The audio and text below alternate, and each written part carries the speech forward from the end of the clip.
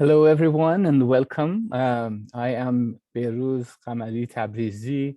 I'm the director of the Sharmin Bijan Mossavar-Rahmani Center for Iran and Persian Gulf Studies.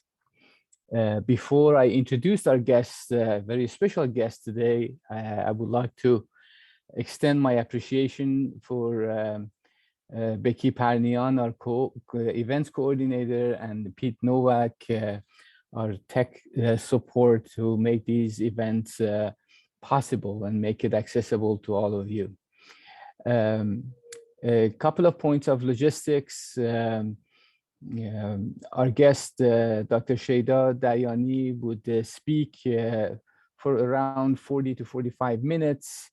And after which I would open the screen, the floor for your questions. You can submit your questions through the Q&A button on the lower side of your screen. You submit your questions through that link, and I would read and pose those questions to our guest. And before further ado, let me introduce our very special guest, Dr. Sheida Dayani, who is a postdoctoral research associate here at the Sharmin Bijan Mossavar-Rahmani Center at Princeton University. She received her PhD from the Department of Middle Eastern Studies and Islamic Studies at the New York University. Her dissertation entitled Juggling Revolutionaries, A Theatrical History of Indigenous Theater and Early Playwriting in Iran was recognized with the honorable mention of the Mehrdad Mashayekhi Dissertation Award from the Association of Iranian Studies, as well as honorable mention of the Best PhD Dissertation of the Year from the Foundation of Iranian Studies.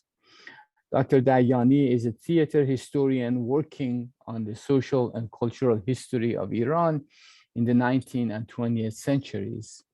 She has written on various genres and subgenres of Iranian theater, ranging from slapstick comedy, women's plays, and Shi'i passion plays of Ta'ziyeh to the productions of Molière by street entertainers and political mime performances by governors in support of the 1905-1911 constitutional revolution.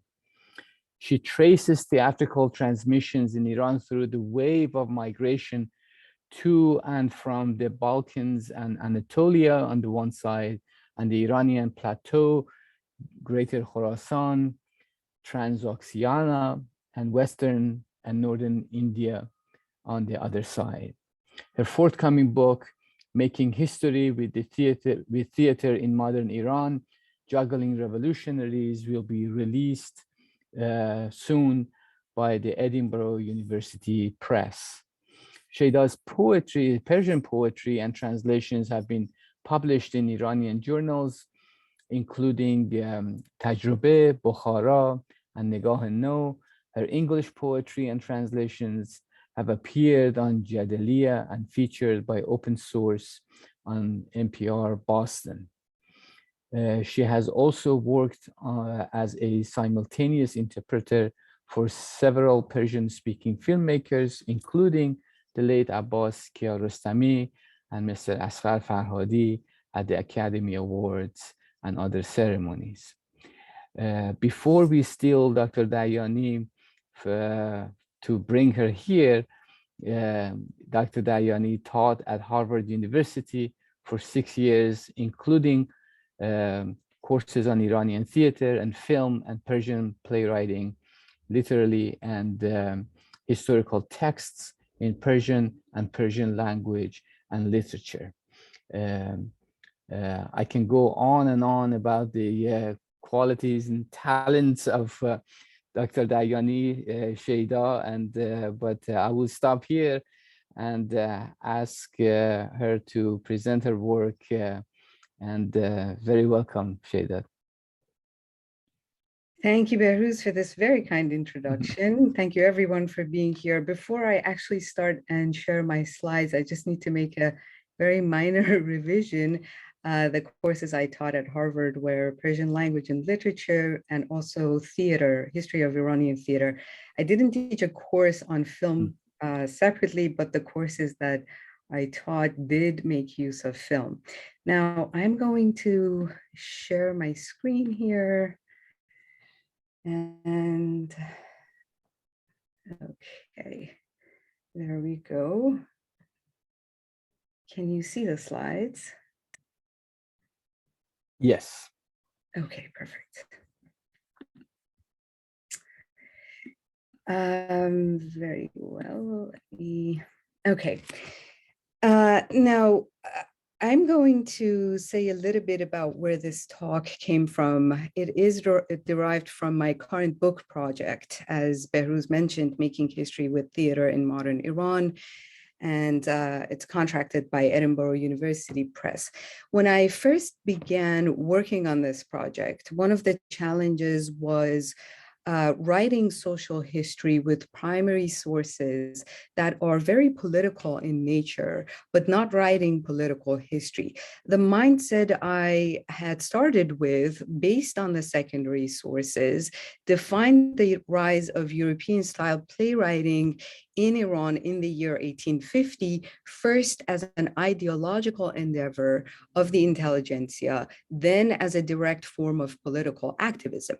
Well, true as it was, it only showed one side of the story, because besides political factors, and regardless of them, there have been cultural causes that played a larger role in the formation of European-style playwriting in mid-19th century Iran, and reasons within the existing theater that made it adaptable to the European form of playwriting. While I defined this project as a social and cultural history of 19th and early 20th century Iran based on theatrical sources, I also realized that, especially in the English language scholarship, the history of Iranian theater itself is not sufficiently explored. I have therefore structured today's talk on two of the main arguments of my book, and they both have to do with the question of the audience. My first argument is that if we are going to understand the development of Persian playwriting and fully understand the political references embedded in it, we need to study the plays in the context of existing Iranian theater, as opposed to limiting ourselves to the familiar and the much repeated framework of political history. In other words, we need to explore what was happening in the existing forms of theater when European-style playwriting was adopted, to understand how traditional and indigenous theatrical genres in Iran allowed for this particular change at that particular point in history, in what ways they influenced European-style playwriting, what were the continuities and discontinuities between traditional and modern theaters. I argue that there has been a lot more continuities than discontinuities, but also a lot more continuities that we have so far realized and recognized. Out of consideration of time, I'm not going to get into the details of how traditional theater manifested itself in Persian playwriting, but please feel free to bring it up in the Q&A. The second argument that I make is that theater should be treated as a rich historical source and as material with historical value in and of itself. As examples for these two arguments, I will show how I have read two 19th century plays and how they have shaped my understanding of Qajar history.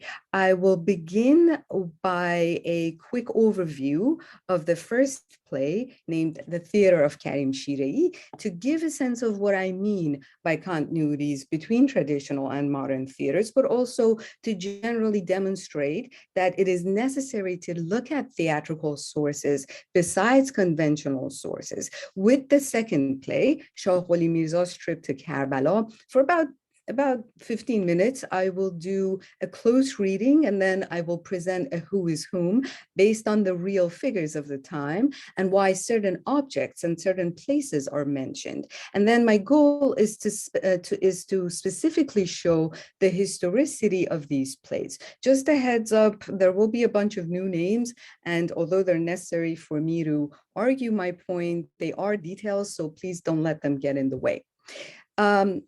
My sources include published and unpublished plays and manuscripts, lithographs, photographs, letters, newspapers, daily journals, state correspondence, and travelogues, among other material. Of course, inherent in literary and theatrical sources is the element of storytelling and fiction. Reading conventional sources, such as documents, travelogues, and memoirs, in light of non-conventional sources, such as literature and theater, always requires an awareness of fictionality. Nonetheless, in the travelogues and memoirs too, the author's memory and imagination in documenting and analyzing the events is also always a consideration, and a degree of fictionality is expected in eyewitness accounts. Before I get into expanding on these arguments, I'd like to give a very quick overview of the state and society in the 19th century Iran. From the foundation of the Qajar dynasty in 1785 until its decline with the constitutional revolution of 1905 to 1911, Iran underwent structural changes to its governing, economy, borders, and society. According to Abbas Amanat, in the first half of the 19th century, monarchy and bureaucracy were established in place of tribal allegiances. Diplomacy was adopted in the foreign encounter with the European powers, and state legitimacy was established in the domestic encounter with social and religious forces.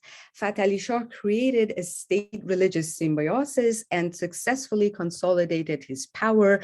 In the Western provinces especially, he did so by dispatching his young sons as prince governors who had huge provincial autonomy and permission for conquest in the peripheries. And this point becomes important later on in my discussion of the second play.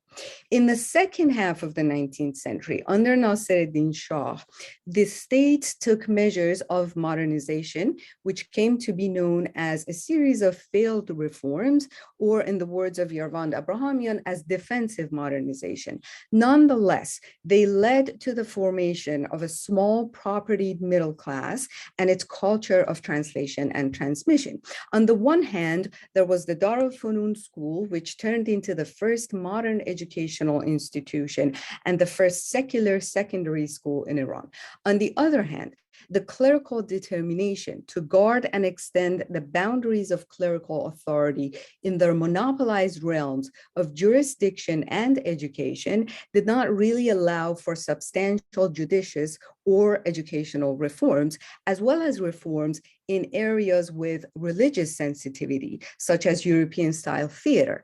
Due to clerical sensitivities, the construction of a small European-style playhouse in the courtyard of Dar al-Funun School in the year 1885-86, and the translation of European literary and historical works made these efforts almost exclusively for the Shah's personal use and out of the reach of the public. Meanwhile, the state's propagandized promotion of the Taziyeh theater or Shiite passion plays for people, for the public, gave the state the religious legitimacy that it sought, but also, and quite ironically, it controlled the ulama's power by promoting an alternative form of popular Shiism. I'm sure some of you can relate this to what's happening today with the state-backed Nohe Khans and Nohe Khani, or public lamentations.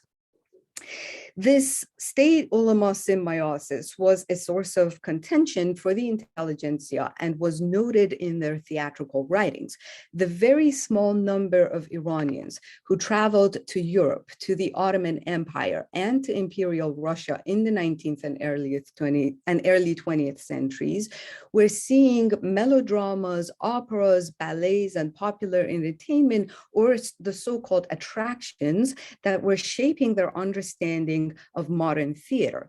But due to the lack of its apparatus in Iran, meaning playhouses, actors, costumes, and set design, except, of course, in the Armenian communities, modern theater was mostly contained to text.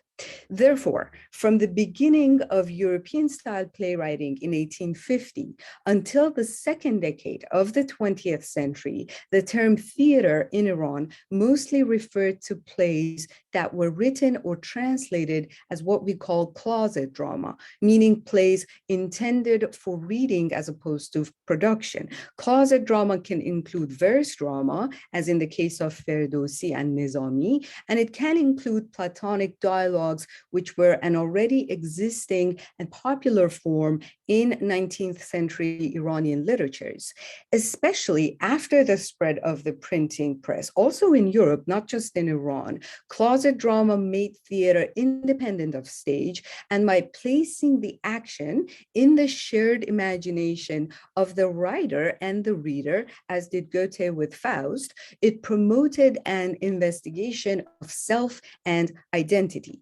Coupled with the formation of a nascent intellectual society that looked up to the French Revolution, this new dramatic form of playwriting as closet drama provided perfect ground for safe expressions of political criticism, dissatisfaction, and resistance against the Qajar state and against the reactionary clerics who impeded some of the cultural changes.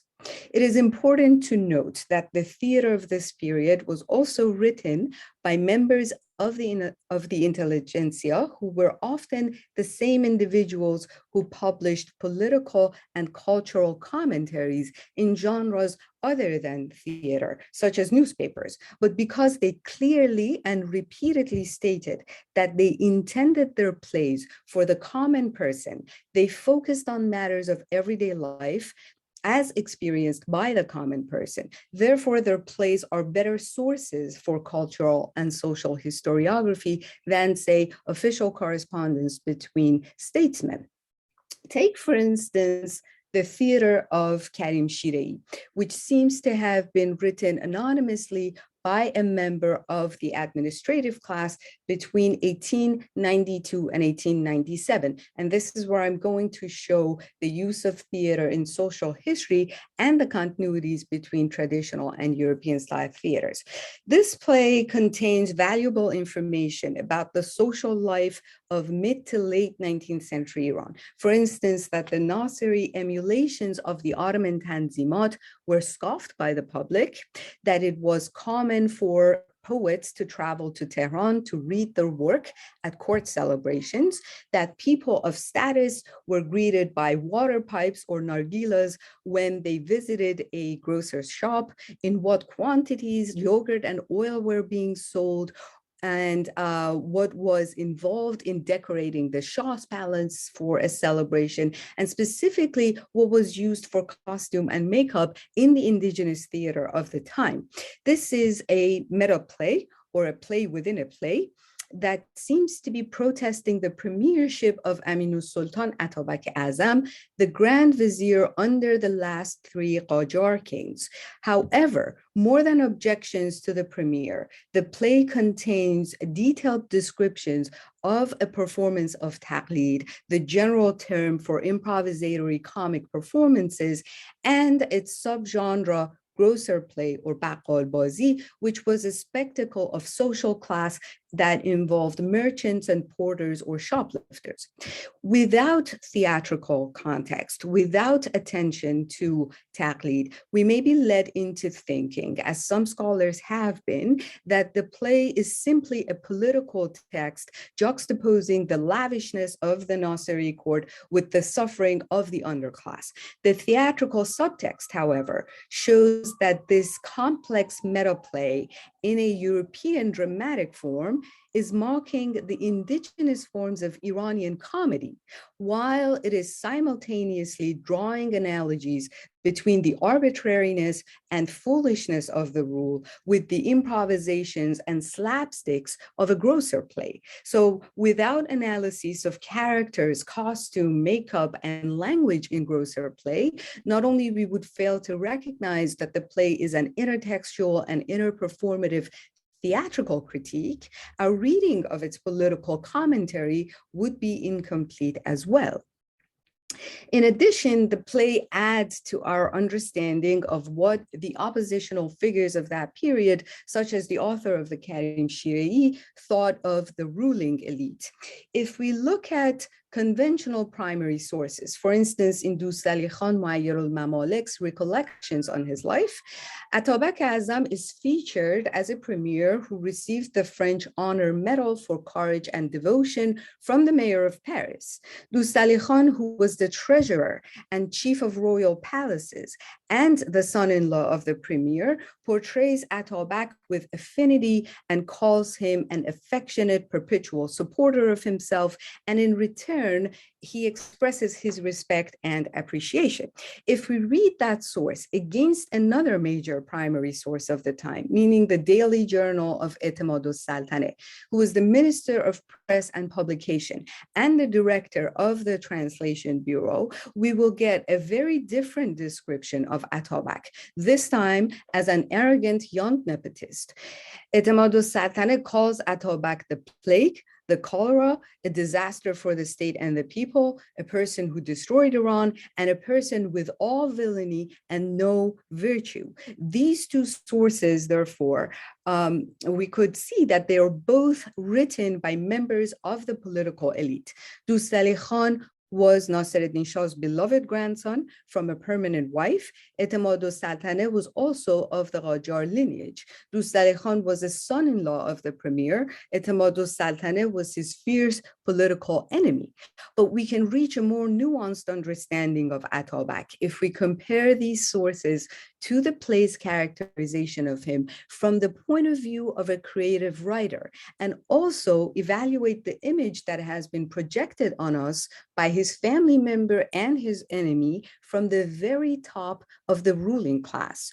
The fact that the play is humorized from the point of view of a third-person narrator in the stage directions, and the fact that its attacks on Atabak and its complaints about the corruption of the police occur in the dialogues of common, ordinary characters, such as servants, grocers, and entertainers, speak volume to the change of the targeted audience. The ordinary subject matters, the colloquialism, and the vulgar language in these plays are vastly different from the topics and the tone of the Yagma journal, for instance, that published Doustali Khan's reflections. They're also contrary to the highly suave scholarly prose of Etemad-ul-Saltaneh, who as a statesman expressed direct disdain for any irregularities of what he considered high culture. The change of content, form, language, and targeted audience in these sources makes all the difference in what these 19th and early 20th century theatrical texts contained and the role that they played when they were produced and read. Of course, these texts were not widely read until the mid-20th century, let alone performed. The theater of Karim Shirei, for instance, was not even published until 1978. Even the non-theatrical works of the same authors, such as Mirza Fatali Akhundzadeh, Mirza Malcolm Khan, Muayyad al-Mamalek Fikri Irshad, only started getting circulated in the mid-20th century. But when they did, they had a strikingly strong influence on the development of the intellectual and political movements, on the shaping of national identity, and on our understandings of ancient, medieval, and modern histories of Iran and its relationship to its neighbors, its occupiers, and sources of cultural inspiration.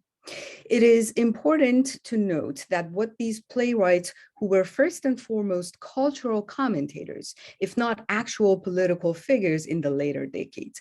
What they thought of theater in general and of theater in Iran, while almost all of the plays of that period were intended for reading as opposed to performance, it was the firm belief of the early playwrights that comedy did not at all exist in Iran before they started to write their plays and translate European plays, even though comedy was readily present in traditional forms that were mixed with popular entertainment, music, and dance. Of course, what the playwrights meant by comedy was its Greek and European definition in the Aristotelian sense of drama. Their disregard of indigenous comedy did not greatly differ from the demeaning outlook that their European contemporaries had on popular entertainment and Italian farce. Nevertheless, the Iranian playwrights' denial of improvisatory comedy as comedy poses contradictions in their very use of the comedy of taqlid in their European style plays. This might have been an unconscious use, but nevertheless, it was used. And this is where the continuities manifest themselves against the claims and the beliefs of the playwrights.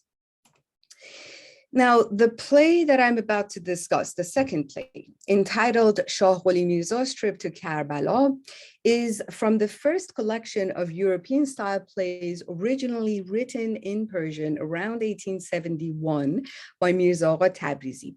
Tabrizi, who lived under Nasiruddin Shah, set the play in the reign of Fath Ali Shah, or in theatrical terminology, he historicized the play in order to escape persecution. In my following analysis, I will first show the historicity of the play to argue why it should be used in historiography. And then I will briefly mention the influence of taqlid improvisatory comedy on this early European play. Now, this is a map of Iran from 1818, and the play is also set in 1817, 1818. It's the story of an old, gullible, demanding prince named Shah Quli Mirza, who is going from Tehran, to Kermanshah on his way to Karbala for his Karbala pilgrimage. Now, he stops at Kermanshah because his brother, Shah Murad, is the ruler of Kermanshah. And this old prince expects his brother, the ruler, to pay for all his travel expenses and cover all his debts. He's constantly demanding favors from people, and he's going to be a big pain in the neck for the court of his brother. Therefore, he has a clever nephew named Iraj Mirza, and his nephew wants to get him away from the court of his father.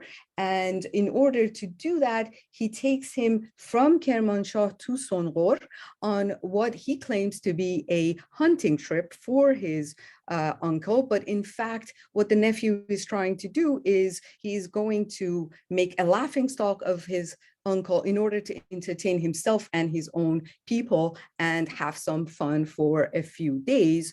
And the plan is to immediately accelerate the departure of the uncle to Karbala without going back to Kermanshah.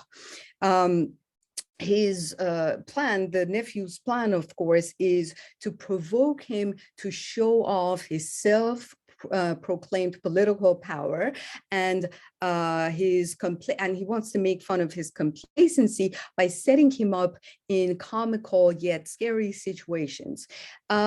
Now, in order to do that, one of the nephew's men tells Shah Quli about lavish dining and drinking with singing and dancing prostitutes, and the goal is to tempt him to demand the company of the nephew's mistress named Tavus. Tavus at some point gets intimate with the prince. She strips him naked.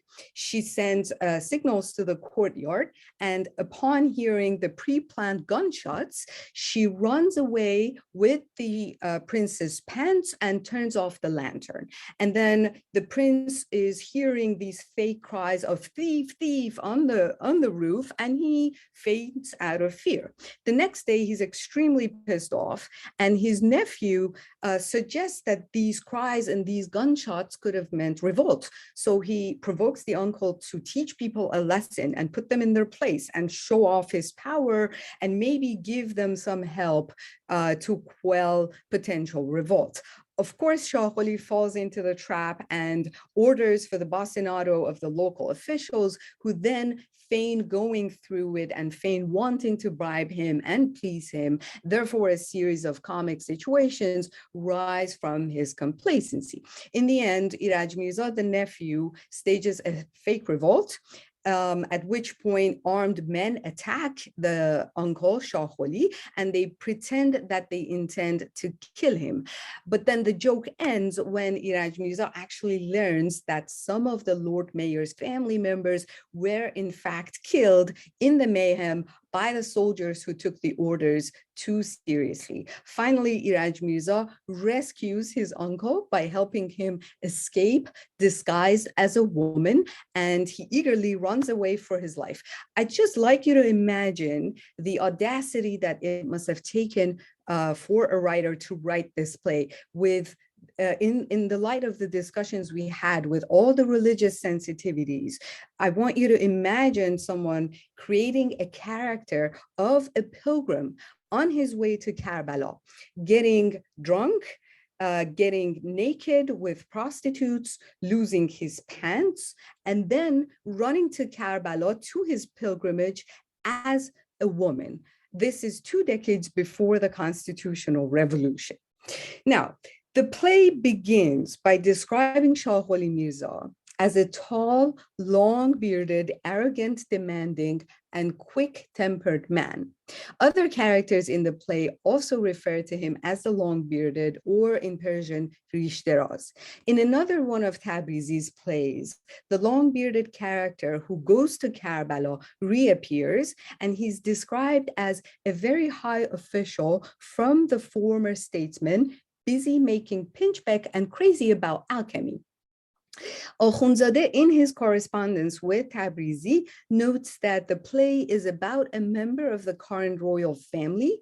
And then the theater scholar Hamid Amjad speculates that the character and his nickname must be referring to a real historical figure, but neither Amjad nor other scholars have clarified any further. There is ample evidence supporting my theory that the character of Shah Wali Mirza is for the most part based on Fath Ali Shah Qajar and partly based on Hossein Qoli Khan, the Shah's younger brother and governor of Fars, who posed the most serious threat to the throne. The Shah's achievements in centralizing and stabilizing Iran into a monarchy, maintaining a symbiotic relationship with the ulama, and patronizing art and culture were contradicted by the instability of his final years. In Tabrizi's play, the character of Shah Murad, the ruler, portrays Fath Ali Shah's mighty years, while the character of his brother Shah Wali combines Fath Ali Shah's carnal debauchery and weakened authority with the envy and discontent of the Shah's brother Hossein Qoli Khan. The side characters also bear very close resemblance to the figures of Fath Ali Shah's reign.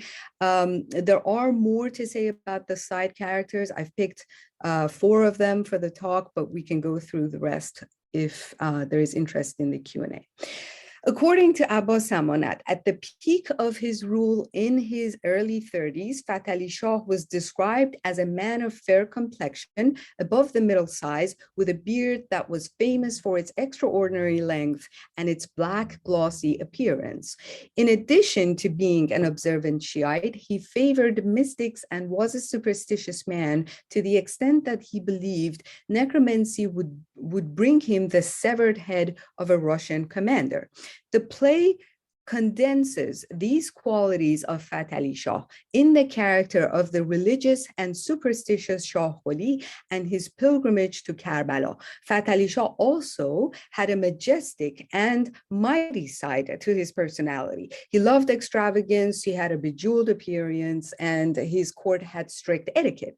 While he was a responsible ruler who consistently attended to his public duties, Fath Ali Shah was also anxious about the way that he looked and the impression that he left on foreign envoys. Similarly, in the play, Shah Murad is an accomplished, responsible ruler of a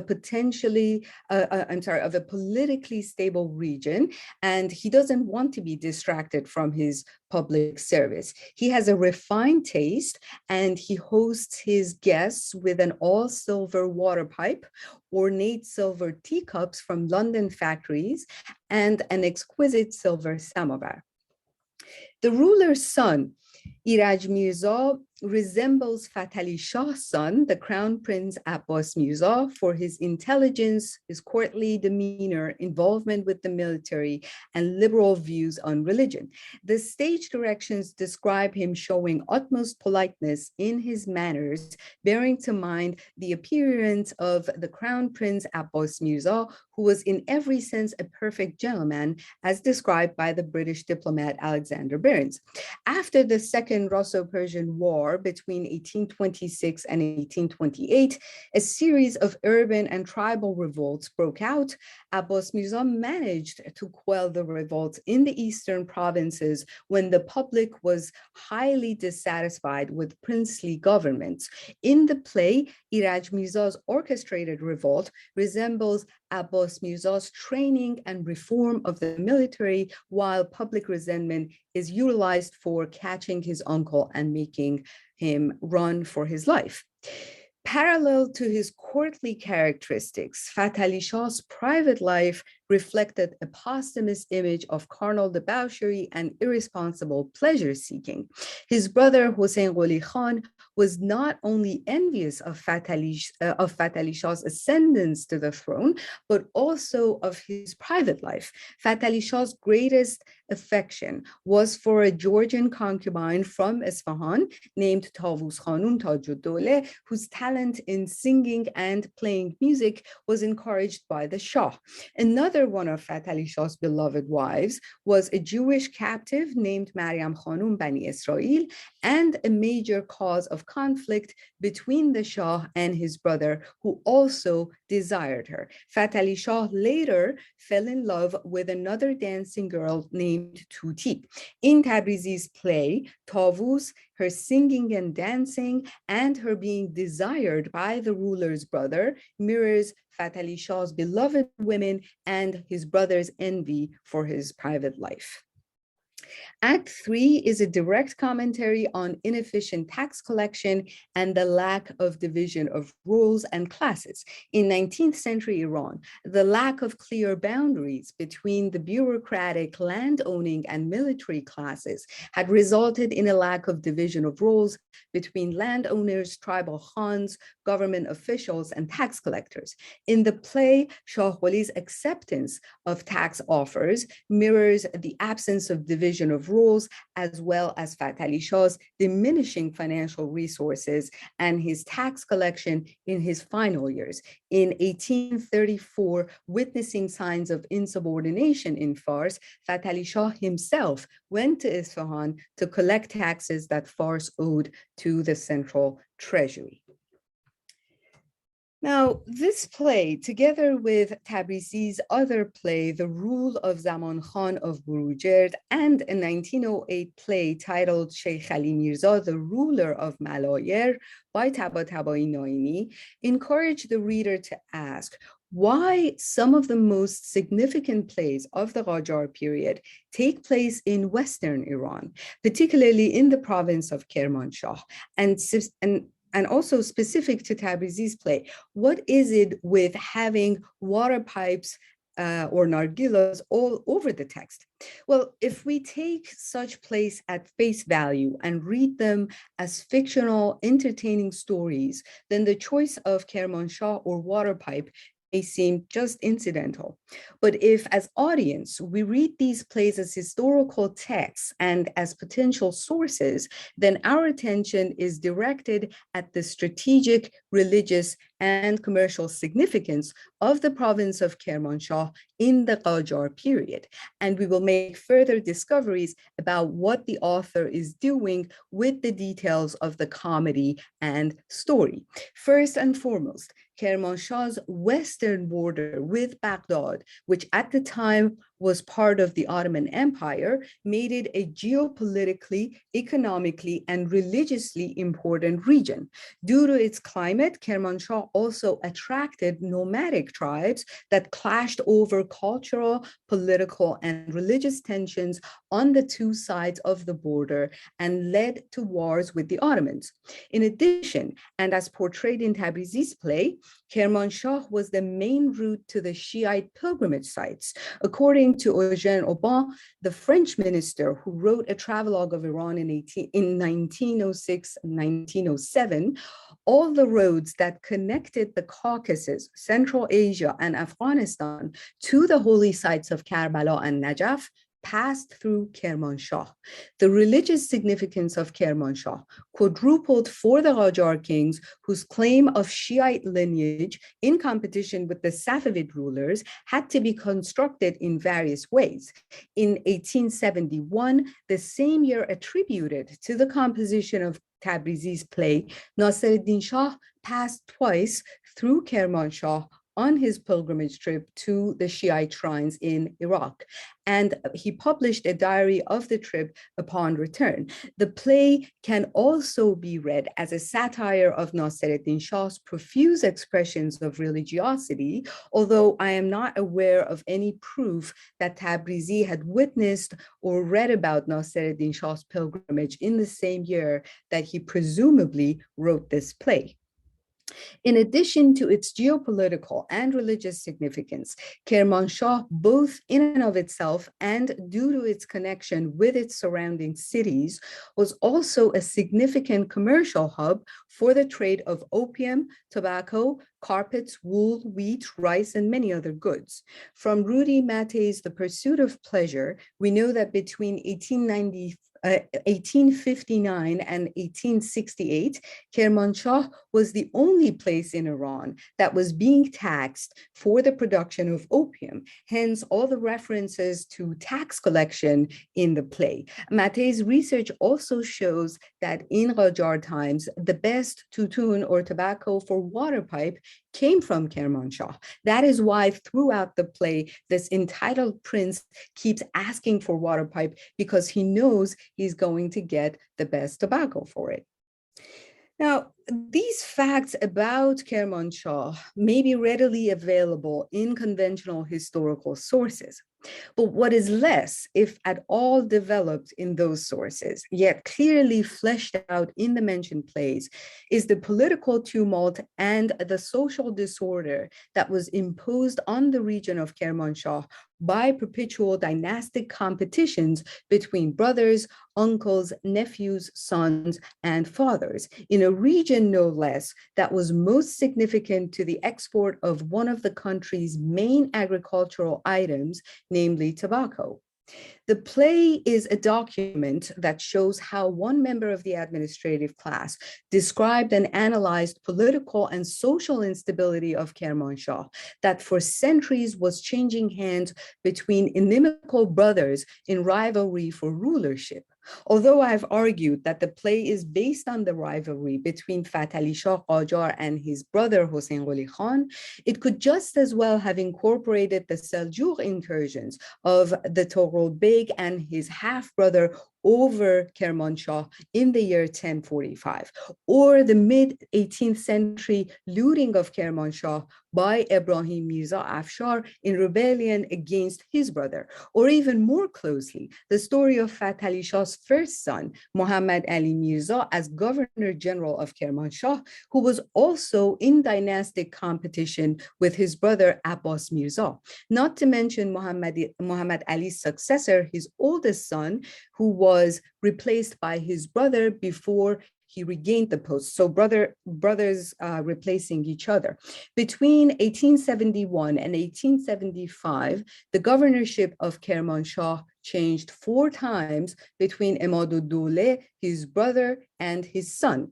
Finally, in 1907, a former governor of Kermanshah with a pro-constitutionalist militia rebelled against his brother, none but Muhammad Ali Shah, who was against the constitution.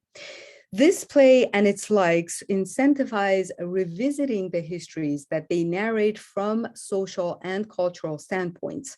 For the audience that they had in mind, the comic aspects of their plays also had to be familiar comedy, and they had to be relatable humor. There are direct influences from the improvisatory comedy of Taqlid on Shah Quli Mirza's trip to Karbala, and this is going to circle back to my first argument for continuities between traditional theater and European style playwriting.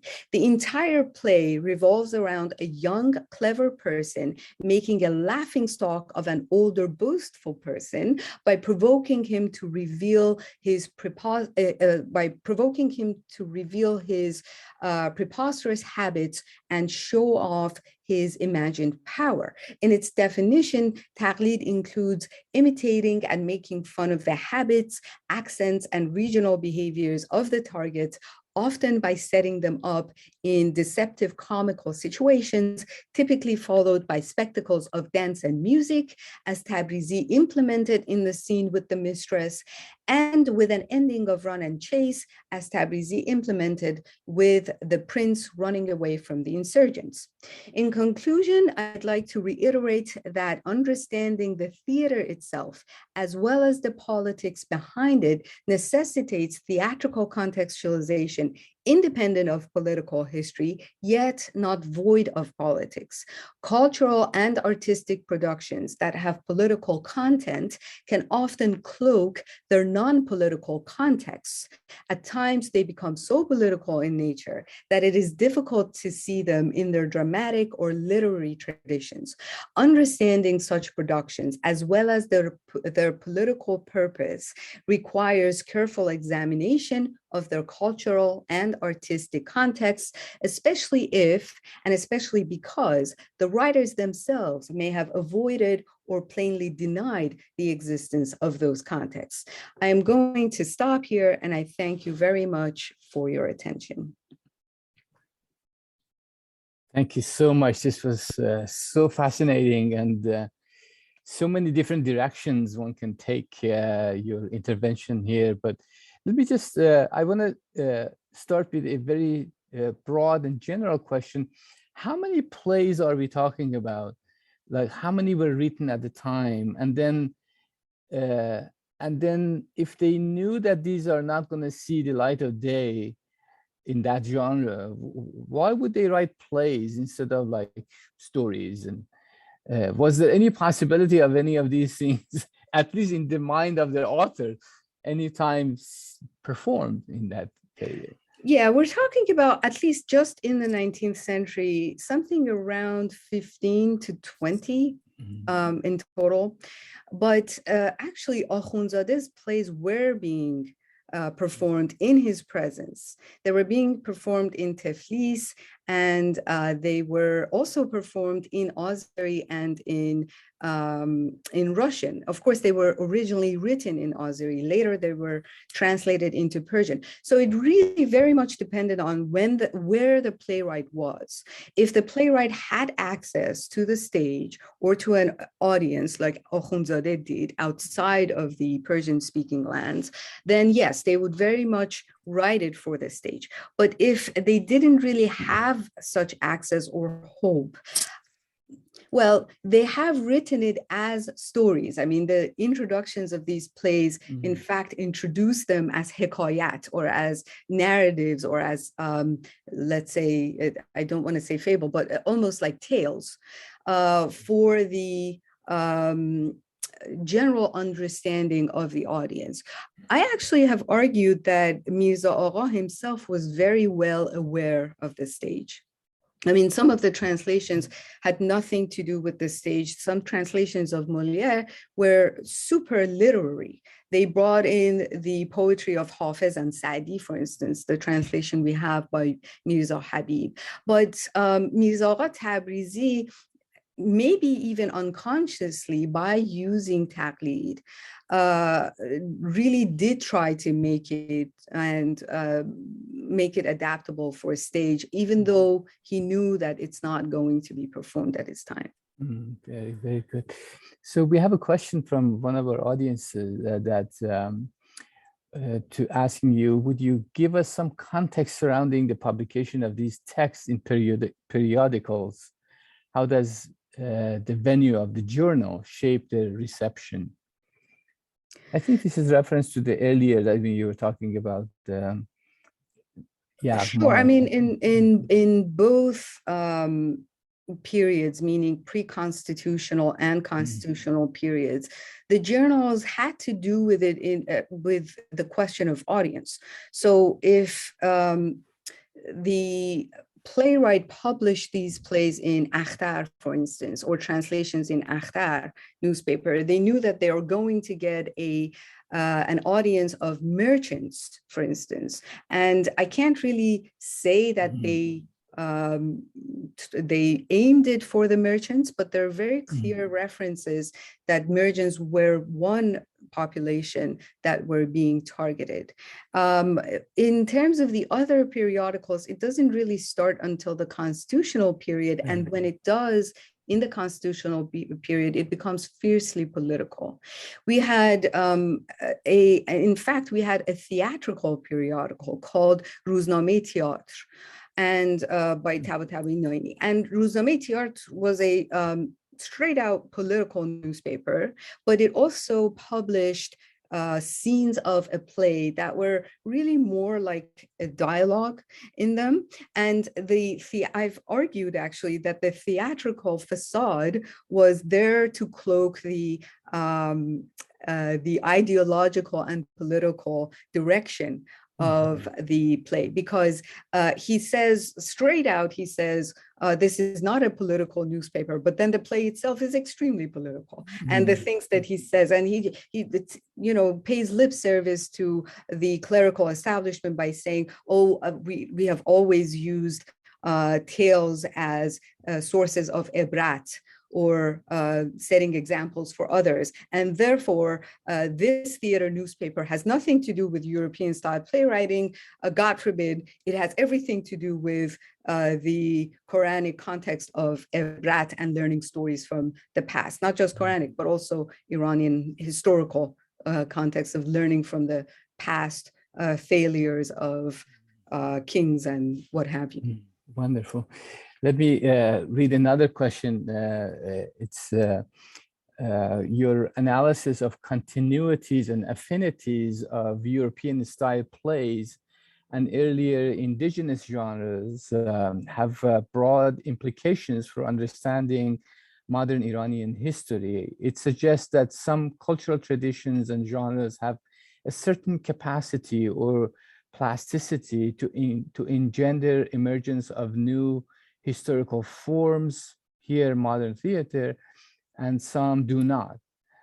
Can you help us think about this plasticity, or why some traditions have them and some do not?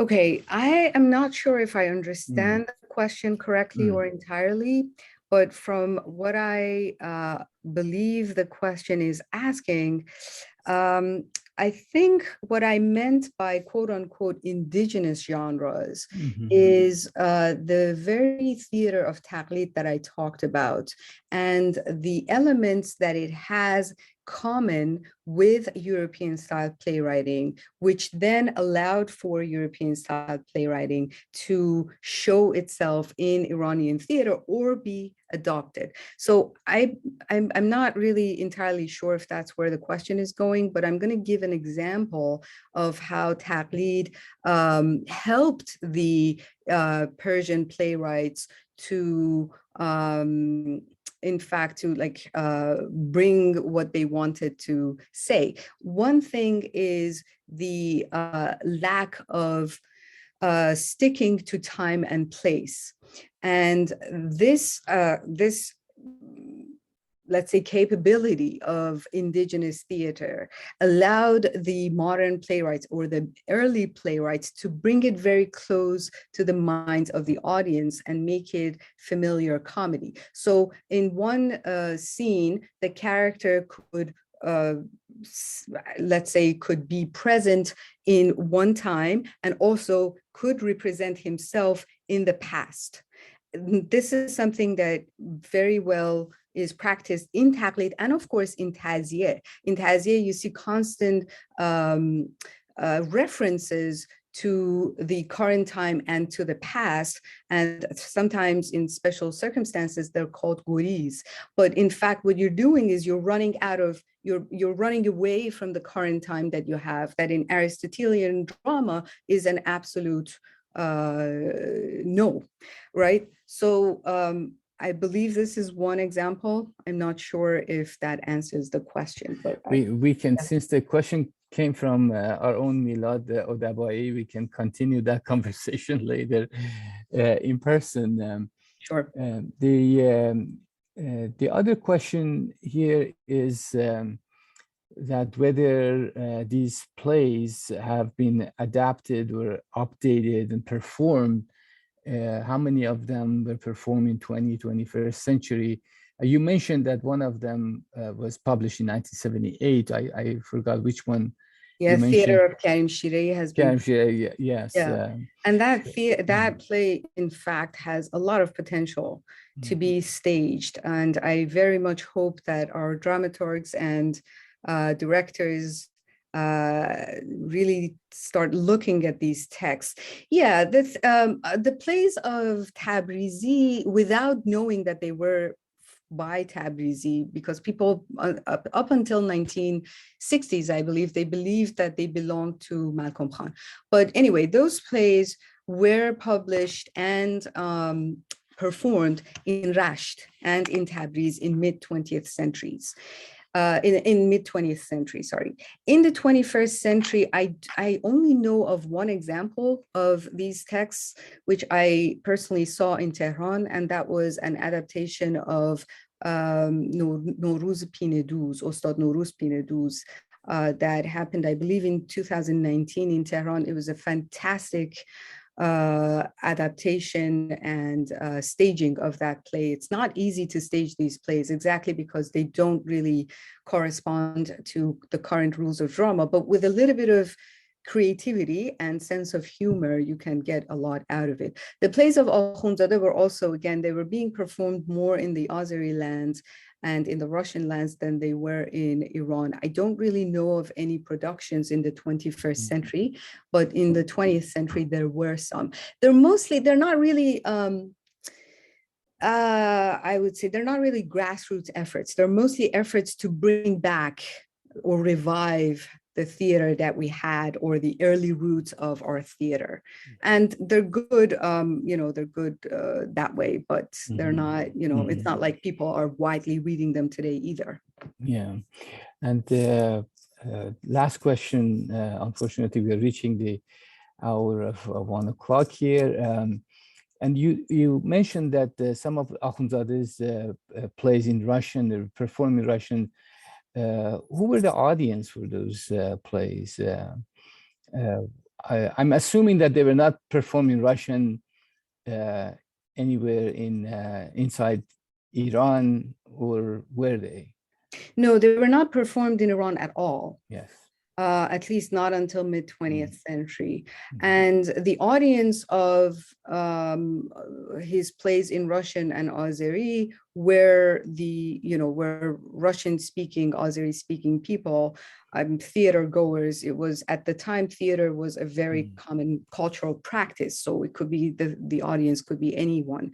But no, it was not the Qajar, merchants of the Qajar. At least I'm not aware of any proof that says the merchants saw them. They very well could have, because they're, moving between borders.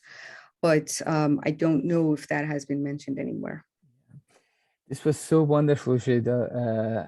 I'm sure, like many of our audiences, I am also one of them, that we are eagerly waiting to see the book and have the book in our hands and read more details of. I'm sure this was just a general introduction to your amazing work. So hopefully we have the book very soon. And thank you again for accepting our invitation to present your work and share it with us. Thanks very much for having me. Yeah, see you soon. Goodbye.